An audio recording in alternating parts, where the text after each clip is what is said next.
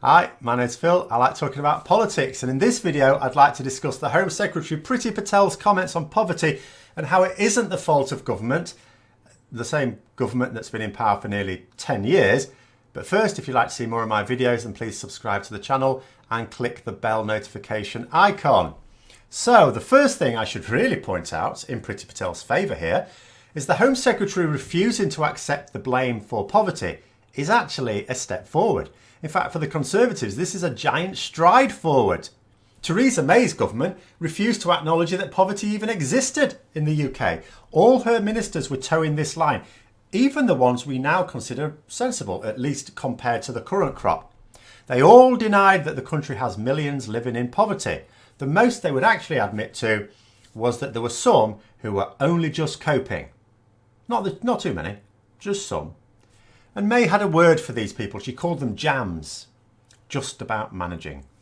So Patel is actually being something of a revolutionary here. Poverty does now exist, apparently. Hurrah! The first step to solving a problem is to acknowledge that problem. But, oh, hang on a minute. Apparently it's not the government's fault. She says it's the local authorities who apparently control education and public services, and that's where the problem is. Well, no, not exactly, Minister. Local authorities used to, not so much now. During the last 10 years, there has been an aggressive drive towards turning schools into what are called academies. Now, academies sort of existed sometime before that, but it's very much changed in nature and certainly in scale. It's basically a scheme now that removes control of schools from local authorities, but gives it to wealthy business owners who are then able to pay themselves sky-high consultancy salaries from the funds that are supposed to go into the education of our children. It's effectively a privatisation scheme. As for public services, well, local authorities have to manage these, yeah, certainly, to an extent, though they still have to follow the rules laid down by national government.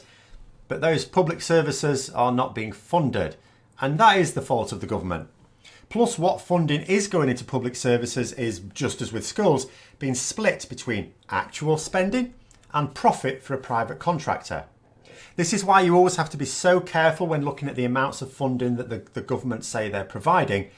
If any extra is simply going to private investors, it doesn't really involve a bigger or a better service, does it? It's the same service, maybe even a worse service.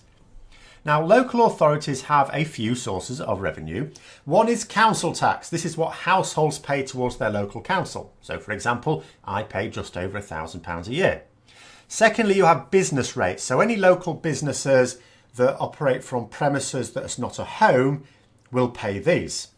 The third one would be that the council can charge for certain services such as sports centres or car parks, something like that if they have them.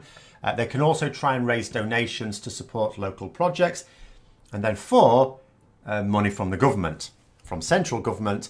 And this is the one that is missing in action. Over the last 10 years of Conservative rule, funding from the government has been reduced by about £16 billion.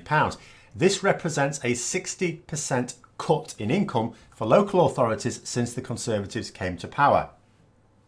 And when you couple that with increased privatisation, not only has the funding gone down by 60% on average, some councils it's been reduced by 100%, but you have private individuals skimming a load off the 40% left for their own pockets. So in actual fact, you could argue that the cut is much greater than 60% in terms of what is left to actually be spent directly on those services. So although you can't discount the point entirely that the Home Secretary is making by saying that yes, there is some responsibility that goes to local authorities, that's part of government as well, local government. But when you have a massively reduced you've massively reduced both their authority and the funding for those services that they have to manage. And she says that it's those services that have an impact on poverty. You don't get to shift the blame. If education and public services do play a part in impacting poverty, as she says, and you wish to hold local authorities responsible, then you have to give them the power to make decisions over those and also give them the funding that they should be getting. And that funding should, at the very least, be the same funding they were getting under the last Labour government, adjusted upwards for inflation and population growth. And if the government refused to do that, then actually the blame is theirs and they should shoulder the bulk of that blame. So those are my thoughts. I hope you found the video interesting. If you did, don't forget to click the like button. And if you'd like to support the channel further, then please click the Patreon link for details. And until next time, I'll see you later.